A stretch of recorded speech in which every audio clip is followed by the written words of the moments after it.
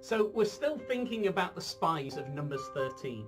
And let's think about the report they actually brought back. Remember, they were supposed to be spies for the future, to stir up excitement and hope for the future of church, to make them think about the land flowing with milk and honey that's the promised land ahead. And we thought that it's good for us to be spies for the future.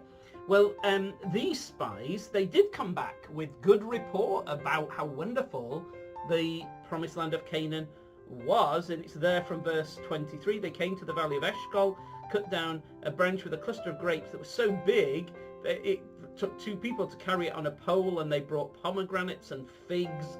So all these wonderful samples of that future resurrection sort of life ahead of them. And they took 40 days to spy it out. There was so much to see, and then they returned. And they brought these samples for the church congregation there in verse 26. And they said, yes, the land, it truly does flow with milk and honey. Here's some of its fruit.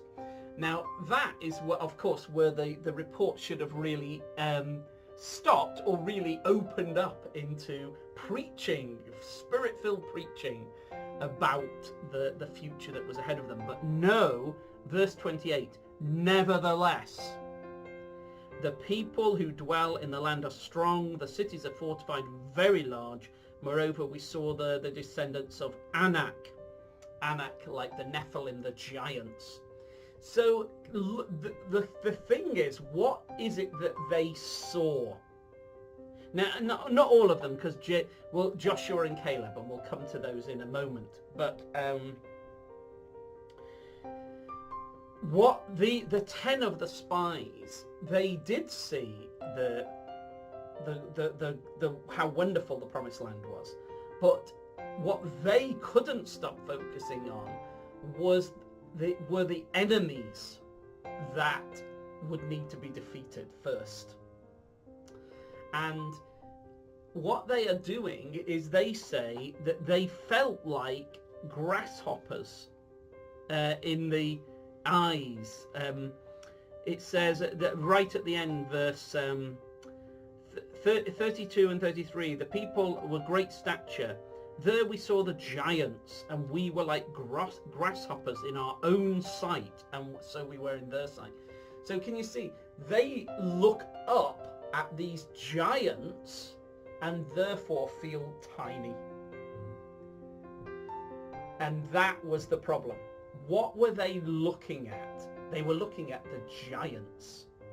And because they were focusing on these giants and the cities, the great big cities that they were in, they felt themselves to be very tiny.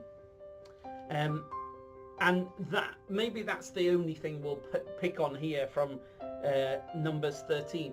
Like, what their job was to see the wonders and the hope that was set before them. What they actually looked at were the enemies in front of them. And that, instead of them making them feel excited, hopeful, joyful, trusting the Lord more, by focusing their attention on the giants, they felt that they were tiny and weak and helpless. That is the big lesson for our little meditation today, that we focus on the enemies, we become reduced, feeble. But if we focus on the hope that's set before us, great excitement and joy. And it's that constant lesson in Scripture. Set your heart on things above, where Christ is. Or we always begin our prayers, our Father in heaven, hallowed be your name, your kingdom come, your kingdom.